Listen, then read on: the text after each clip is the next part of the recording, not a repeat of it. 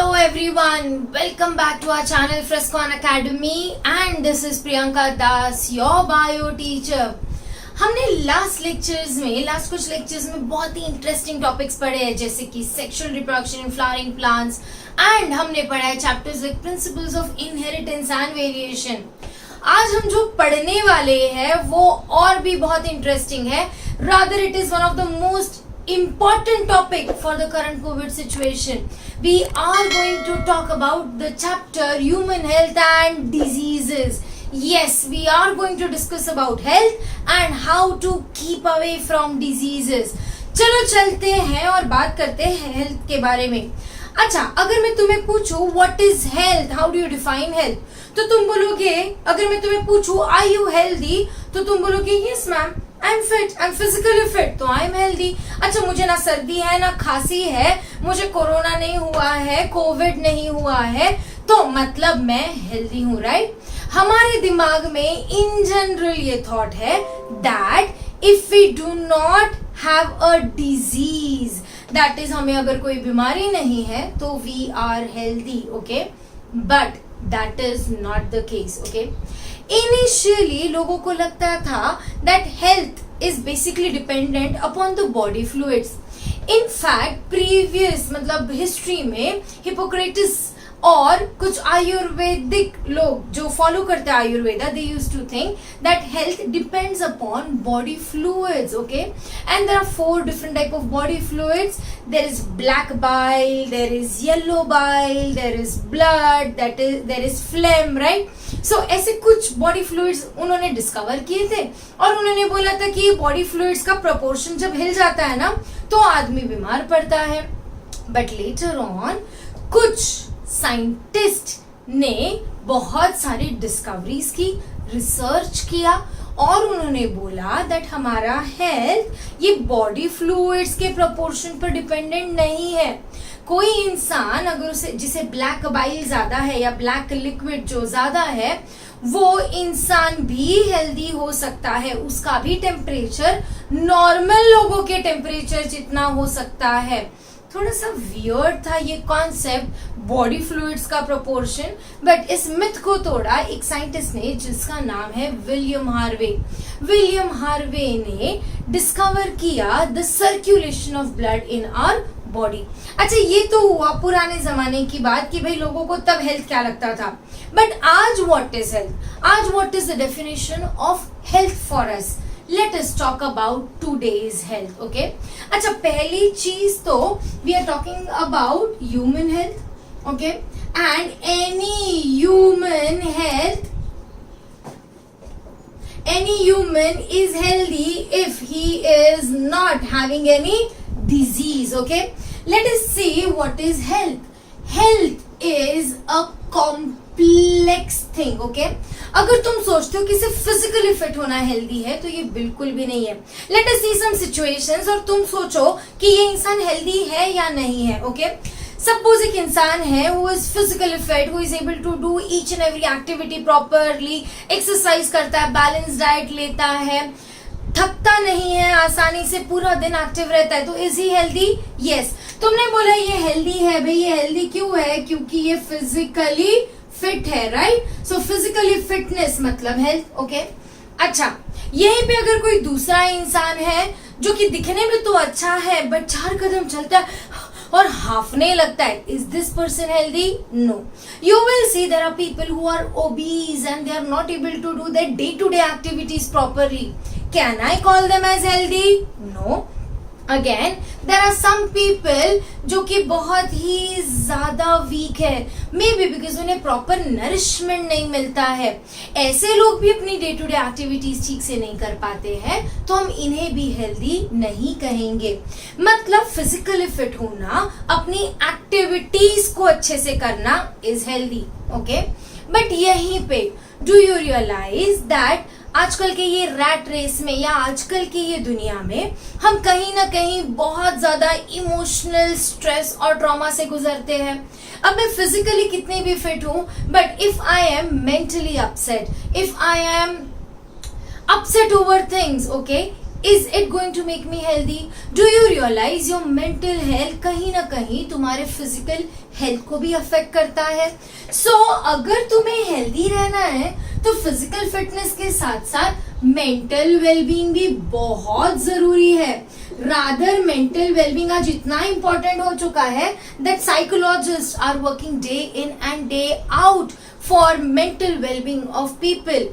Looking at the current situation, you will see that you may not have got corona or COVID, but kahin na kahin depression is taking over a lot of people because they are locked at home, right? So you need to be mentally healthy or fit.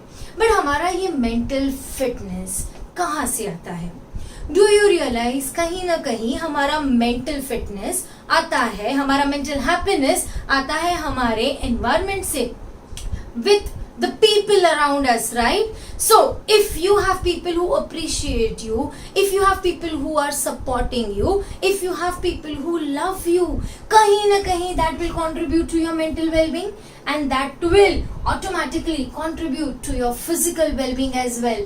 So kahin na kahin health also includes social well-being, right? So basically what exactly is health? Health is a state of complete physical, mental and social well-being of an individual, and the individual should also not be diseased, that is he should not have any form of infections. Okay, now अब disease अगर नहीं होने देना है, what is disease? Disease is a condition of the body जहां पे हमारी body के बहुत इंपॉर्टेंट फंक्शंस डिस्टर्ब हो जाते हैं. जैसे कि अगर हमें कोई इन्फेक्शन या कोई बीमारी होती है तो डू यू रियलाइज हमारी बॉडी का टेम्परेचर चेंज होने लगता है, हार्ट बीट चेंज हो जाती है, हमारे बॉडी में प्रेशर चेंज हो जाता है, पल्स रेट चेंज हो जाता है. Do you realise that disease is a condition where the body's physiology और द इंटरनल तालमेल gets disturb. Similarly, diseases can be mental diseases as well, and these are the diseases which are very harmful, right? So people with mental diseases may not be able to speak up, but somewhere they are unhealthy. So disease is a condition where the body is unstable, right? So we need to keep away from diseases. Diseases can be caused by variety of reasons, okay? Diseases can be caused because of microorganisms or pathogens which infect our body. Okay, harmful microorganisms are called as pathogens, ये तो हमें पता है.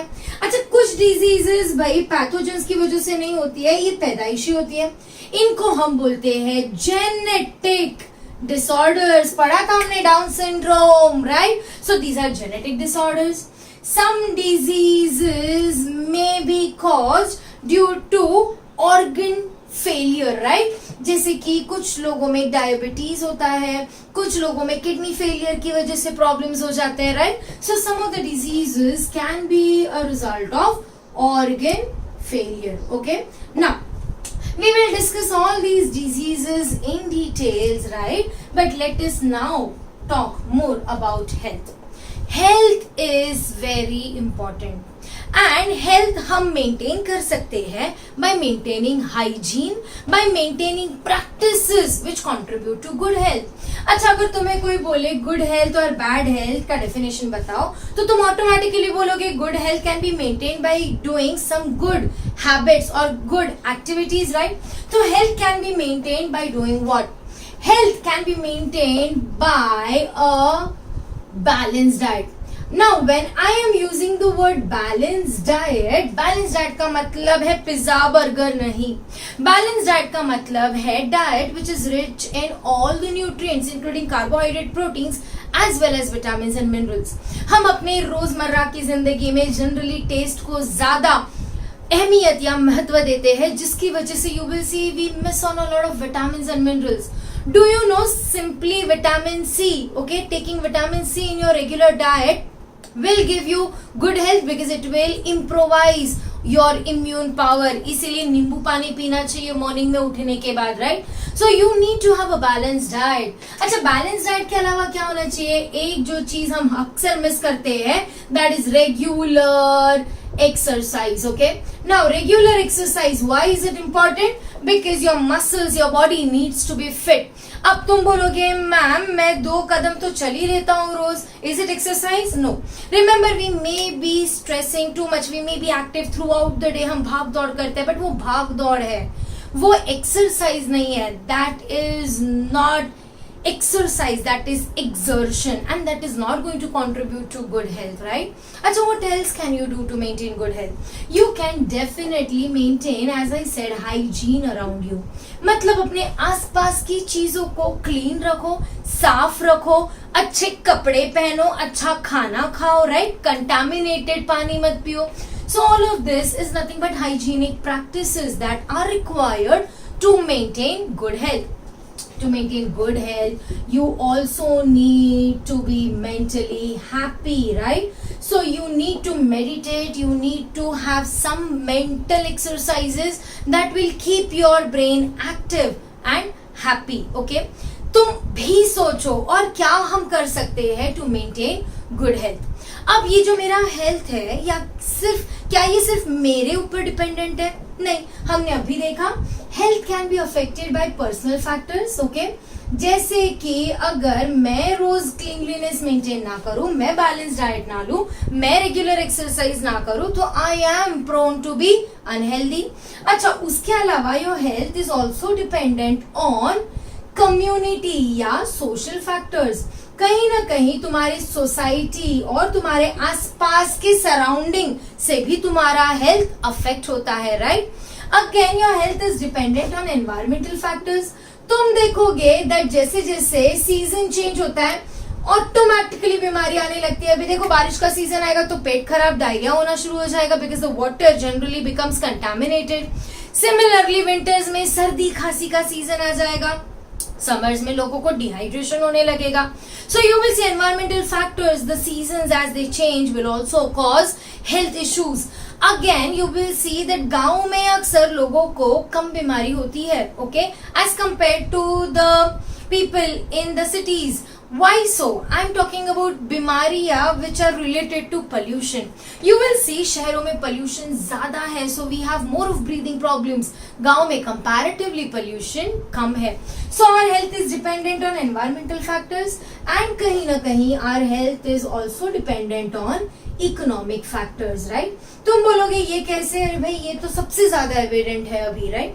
तुम और मैं आज क्योंकि हमारे पास सेविंग्स है, पैसा है, जॉब है, अर्निंग सोर्स है, we are able to afford अच्छा खाना, ओके, नॉट जस्ट 2 टाइम की रोटी, अच्छा खाना, हेल्दी खाना. You still are capable of eating apples which are like 240 rupees per KG, right? और 1 केजी में हार्डली 3 या 4 एप्पल आते हैं. Imagine people who are struggling to make their ends meet in such situations, what they must be doing? Hardly उन्हें कुछ तो खाने मिलता है. Will they be able to afford balanced diet at all? No. So if you are healthy right now, you are healthy because of all these factors which are working in your favor. We need to maintain good health and that is our responsibility, right? But maintain good health में कहीं ना कहीं इससे भी तो बचना पड़ेगा. और इससे बचना है मतलब किससे बचना पड़ेगा? पैथोजन से बचना पड़ेगा. अब लेट अस सी ये पैथोजेंस कहाँ है? ये पैथोजेंस है हवा में, मिट्टी में, पानी में, खाने में, हर जगह. We are surrounded by so many microorganisms and many of them are capable of causing us disease. अच्छा, ये तो बस मौका ही ढूंढ रहा है बॉडी में घुसने का. कहाँ से जाएंगे? नाक से जाएंगे, आंख से जाएंगे, कान से जाएंगे. All the openings of your body, okay, they allow these micro organisms to enter. But इतने माइक्रो ऑर्गेनिजम्स या पैथोजेंस अगर हमारे आसपास है तो हम क्या हर दूसरे पल बीमार पड़ रहे हैं? आइडियली तो पड़ना चाहिए, बट ऐसा नहीं होता है. Why? Because we have something called as the fighting power in our body. That fighting power is called as immunity, okay? So we want to be healthy, so we need to have something called as good immunity. Let us see what is immunity. Immunity is the resistance of the body, okay? So is the resistance of the body, but किसके लिए? It is the resistance of the body to all the foreign particles. अब foreign का मतलब क्या है? Foreign का मतलब है anything which is not a part of my body. तो हम बोलोगे yes ma'am, pathogens are not a part of the body, but do you realize even pollen grains, if they are inhaled, can be harmful for people who have allergies, right? Similarly, you will see there are a lot of dust particles which are surrounding us. So there are many things which are foreign, which are not a part of my body. ऐसे foreign particles को हम बोलते हैं antigen. क्या बोलते हैं? Antigen. Antigen. Okay? अब antigens और फॉरेन पार्टिकल्स और इनसे लड़ने की कैपेबिलिटी को हम बोलते हैं immunity. Immunity is the resistance of the body towards antigen. At the same time immunity में either the antigen is killed और its activity is reduced so that the body is protected. अब ये immunity हमें देता कौन है? कहाँ से आती है ये इम्यूनिटी? ये इम्यूनिटी आती है हमारे अंदर के एक सिस्टम से जिसको हम बोलते हैं immune system. Immune system is a system in our body that provides us immunity or the fighting power. But ये immune system है कहाँ पे? ये हमारी पूरी बॉडी में हर जगह scattered है. Immune system is made up of organs like thymus, organs like spleen, organs like tonsils, organs like bone marrow, and so on and so forth, जो हम देखेंगे, right? इम्यून सिस्टम हमारी बॉडी में पूरी तरह फैला है in the form of tissues as well. जैसे कि हमारे पास है पेयर्स पैच, हमारे पास है बहुत सारे lymph nodes, right? So there are a lot of tissues which are a part of the immune system. हमारे पास इम्यून सिस्टम में सेल्स भी है बहुत सारे.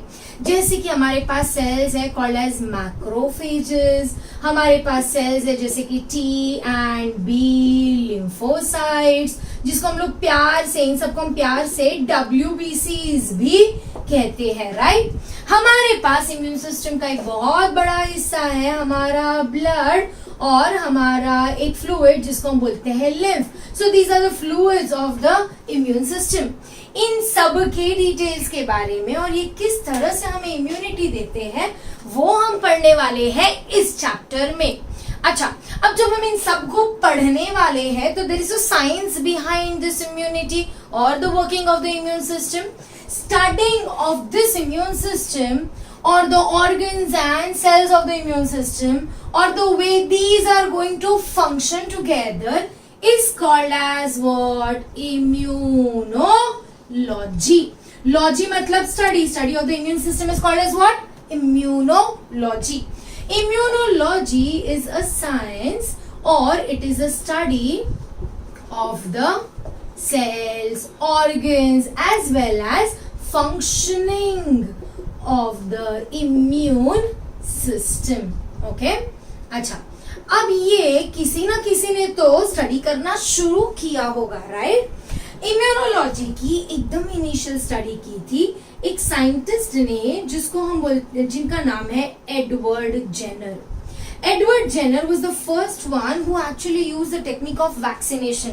We all are desperately waiting for a vaccine for COVID, right? So vaccination क्या है, किस तरह से ये help करता है immunity? That was initially done by Edward Jenner. But इन्हीं के काम को आगे बढ़ाया था एक साइंटिस्ट ने जिसका नाम है Louis Pasteur. Louis Pasteur is the one who actually studied Jenner's work and he improvised it.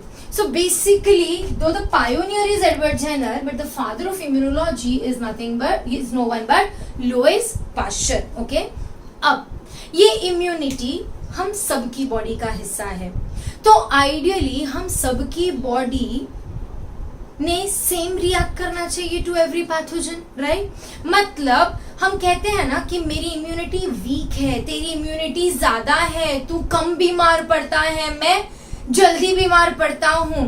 तो ये इम्यूनिटी किस चीज का रिजल्ट है? It is a result of health, which is a result of balanced diet, good exercise. So if you want to improve your immunity, you definitely have to work towards it, right? Simply having a sedentary lifestyle, बैठो AC में, हर जगह पे मतलब बैठकर काम करो, कभी भी खाना खाओ, this type of lifestyle will definitely damage your immunity. Okay, so we need to study how this immunity develops, what are the different type of immunities and how it works in our body. क्या होता है जब कोई bacteria या virus हमारी body के अंदर जाकर अटैक करता है, किस तरह से ये सब मिलकर हमें बचाते हैं, is what we are going to study in the next section of this lecture of the topic human health and diseases.